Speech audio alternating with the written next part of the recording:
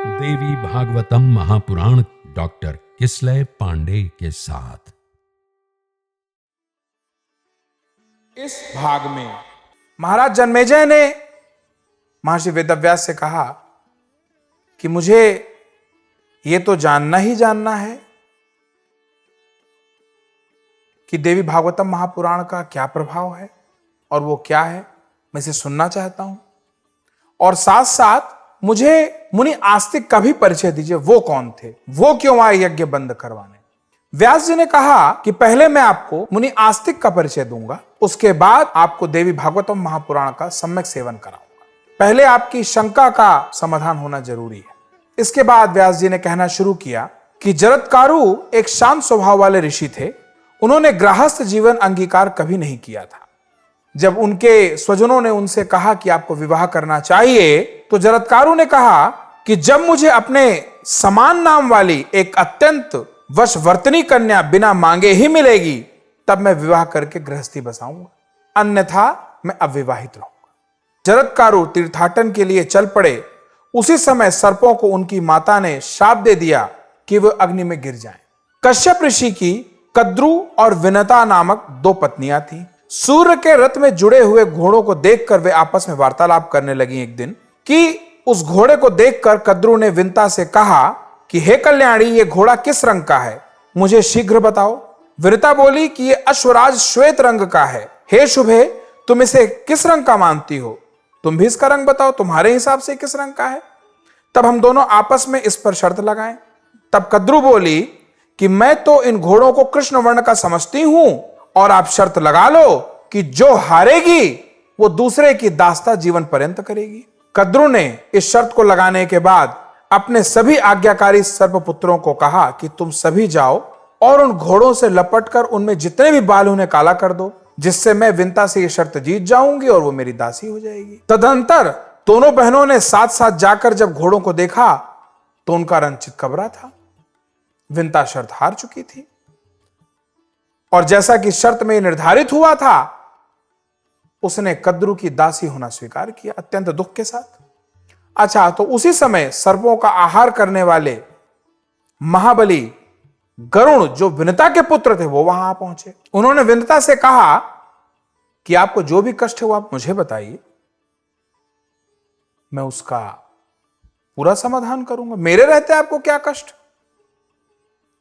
विनता ने कहा कि मैं अपने सौत की दासी हो गई हूं, अब मैं व्यर्थ में मारी गई हूं, क्या कहूं। वो मुझसे अब कह रही कि मैं उसे अपने कंधे पर ढोऊं, मैं कैसे उसको अपने कंधे बैठा के इधर उधर ले जाऊं, शर्त हार चुकी हूं, करना पड़ेगा। गरुड़ जी ने कहा कि वे जहां भी जाने की इच्छा करेंगे मैं उन्हें ढोकर ले जाऊंगा, आप शोक ना करें, मैं आपको निश्चिंत कर दे रहा हूं, मैं आपका पुत्र हूं, आपका लिया गया हर संकल्प पूर्ण करने के लिए मैं प्रतिबद्ध हूं। गरुड़ द्वारा ऐसा कहे जाने पर विनता उसी समय कद्रु के पास चली गई, और महाबली गरुड़ भी अपनी माता विनता को दास्य भाव से मुक्ति दिलाने के उद्देश्य से कद्रु को उसके पुत्रों सहित अपनी पीठ पर बैठाकर सागर के उस पार ले गए। वहां जाकर गरुड़ ने कद्रु से कहा, हे जननी, आपको बार बार प्रणाम है, आप मुझसे यह बताएं कि मैं अपनी माता को आपके दासी भाव से कैसे मुक्त कराऊं। आप जो भी कहेंगे मैं करने को तैयार हूं, मेरी मां को इस दासी भाव से मुक्त कर दीजिए। कद्रु ने कहा कि हे पुत्र, अगर कर सको तो एक काम करो, कैसे भी करके स्वर्ग लोक से अमृत कलश ले आओ और मेरे पुत्रों को उसका सेवन करा दो। गरुड़ ने कहा ठीक है, ऐसा कर देता हूं। और ऐसा आदेश पाकर पक्षीराज गरुड़ उसी समय इंद्रलोक गए और देवताओं से युद्ध करके उन्होंने सुधा कलश छीन लिया और अमृत लाकर उन्होंने अपनी विमाता कद्रु को अर्पण कर दिया और अपनी माता को उस दासी भाव से मुक्त करा लिया। इधर जब अमृत पान करने से पहले सभी सर्प स्नान करने गए थे, उसी समय मौका देख के इंद्रदेव ने उस कलश को, अमृत कलश को वहां से हटा दिया। जब ये कलश लेके वो हट रहे थे तो कुछ एक जल की, अमृत जल की बूंदें वहां पे छिटक गई थी। तो जब वापस आए सर्प, तो उन्होंने देखा कि ये अमृत की बूंदें कुशा पे इधर उधर फैली हुई हैं, जिसको वो तत्काल जीभ से चाटने लगे। कहा जाता है जिसके कारण उनकी जीभ कट गई और आज भी उनकी जीभ दो मुही होती है। अच्छा, तो जब कद्रु ने अपने पुत्रों को आदेश दिया था कि जाके सूर्य के घोड़ों को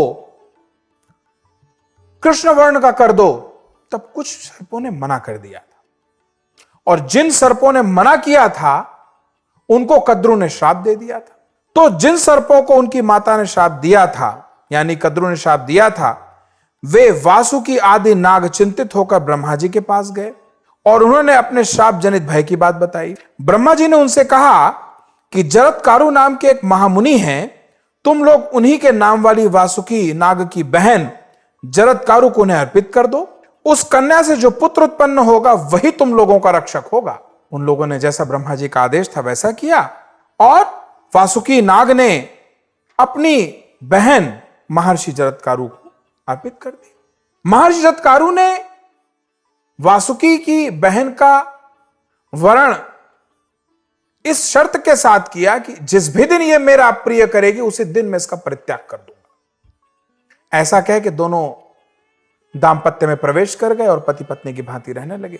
एक समय हुआ यह कि जब मुनि जरत्कारु दोपहर में सोने के लिए गए तो उन्होंने अपनी पत्नी को यह चेता दिया कि मुझे उठाना मत, और वो जाके सो गए। अब उनको सोते सोते काफी देर हो गई, संध्या का समय हो गया, उनके संध्या पूजन का समय हो गया। अब जरत्कारु ने यह सोचा, जो उनकी पत्नी थी, कि अगर मैं उनको उठाती हूं तो वो मेरा परित्याग कर देंगे, नहीं उठाती हूं तो पति का जो नियमित धर्म है वो टूट जाएगा। पर अगर मान लीजिए कि मैं अपने स्वार्थवश उन्हें सोने दूं, ना उठाऊं, तो यह भी बड़ा अनुचित हो जाएगा। तो अब जो होगा वो होगा, पर मैं अपने स्वार्थ के लिए अपने पति के धर्म को नहीं टूटने दूंगी। ऐसा कहते उसने जरत्कारु को उठा दिया। जरत्कारु उठे, उठते ही उन्होंने कहा कि ये तुमने अप्रिय कार्य किया है, मैंने कहा था, अब मैं तुम्हारा परित्याग करता हूं। मुनि जरत्कारु ने उनका परित्याग कर दिया। अब पत्नी का परित्याग किया तो उन्होंने कहा कि मुनि, जो प्रयोजन था इस विवाह का वो तो रह ही गया। मेरे भाइयों की और उनके सभी बंधु बांधवों का प्राण संकट में है और हमारा पुत्र ही उनके प्राण बचा सकता है। तो मुनि ने एक शब्द कहा, वह तो है ही, कह के मुनि चले गए। और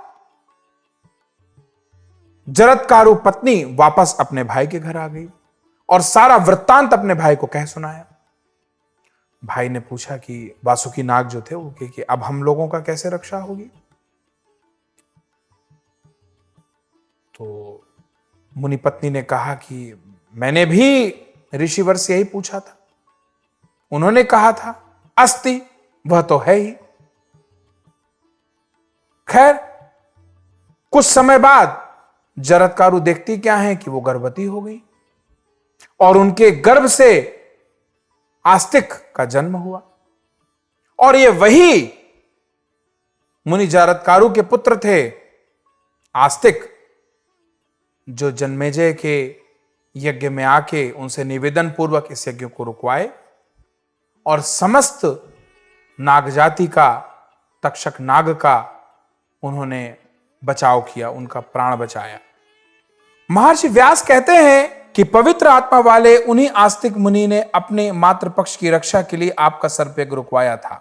हे महाराज, यायावर वंश में उत्पन्न और वासुकी बहन के पुत्र आस्तिक का आपने सम्मान किया, यह तो आपने बहुत उत्तम कार्य किया। हे महाभावो, आपका कल्याण हो। आपने संपूर्ण महाभारत सुना, नानाविध दान किए और मुनिजनों की पूजा की है। महाराज जन्मेजय, आपके द्वारा इतना महान पुण्य किए जाने पर भी आपके पिता स्वर्गलोक को प्राप्त नहीं हुए और ना आपका संपूर्ण कुल ही पवित्र हो सका था। हे महाराज जन्मेजय, आप संपूर्ण भक्तिभाव से युक्त होकर एकमात्र परांबा, जो सतत त्रिदेवों द्वारा पूजित है,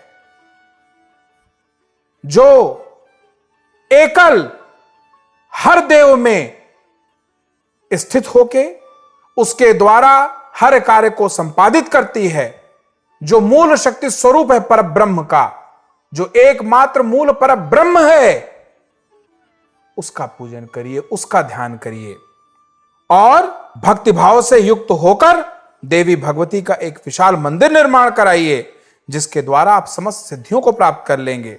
सर्वस्व प्रदान करने वाली भगवती दुर्गा परम श्रद्धा पूर्वक पूजित होने पर सदा वंश वृद्धि करती हैं तथा राज्य को सदा स्थिर करती हैं।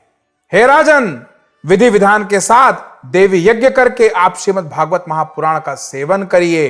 अत्यंत पुनीत भाव से मां की आराधना ही एकमात्र मुक्ति का आधार है।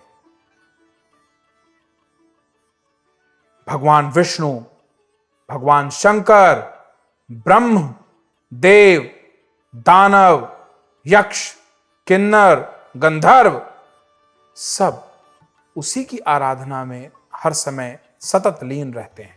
हे राजन, इस संपूर्ण संसार में देवी भागवत महापुराण से बढ़कर अन्य कुछ भी श्रवणीय नहीं है और इस भगवती के चरण विंद के अतिरिक्त कुछ भी आराधनीय नहीं है। हे नृपश्रेष्ठ, जिनके प्रेम पूरित हृदय में सदा भगवती विराजमान रहती हैं, वे ही सौभाग्यशाली, ज्ञानवान एवं धन्य हैं। इस भारत भूमि पर वे ही लोग सदा दुखी दिखाई देते हैं जिन्होंने कभी महामाया परांबिका की आराधना नहीं की है। ब्रह्मा आदि देवता भी जिन भगवती की आराधना में सर्वदा लीन रहते हैं, उनकी आराधना भला कौन मनुष्य नहीं करेगा। जो मनुष्य इस पुराण का नित्य श्रवण करता है, उसकी सभी कामनाएं पूर्ण हो जाती हैं। स्वयं भगवती ने भगवान विष्णु के समक्ष इस अति श्रेष्ठ पुराण का वर्णन किया था। हे राजन, इस पुराण के श्रवण से आपके चित्त को परम शांति प्राप्त होगी और आपके पितरों को अक्षय स्वर्ग प्राप्त होगा। और ये ध्रुव सत्य है कि जहां सभी देवताओं की शक्तियां संपन्न हो जाती हैं, वहां से मां परांबा की कृपा शुरू होती है। जगत जननी राजराजेश्वरी परांबा मां भगवती ही एक मात्र अधिष्ठात्री हैं। वही भगवान विष्णु में सत्व हैं, वही भगवान शंकर में तमोगुण है, वही ब्रह्मा जी में रजोगुण है। तो इसलिए मां भगवती का पूजन अर्चन संपूर्ण समर्पण के साथ किया जाना ही श्रेष्ठकर है, श्रेयकर है।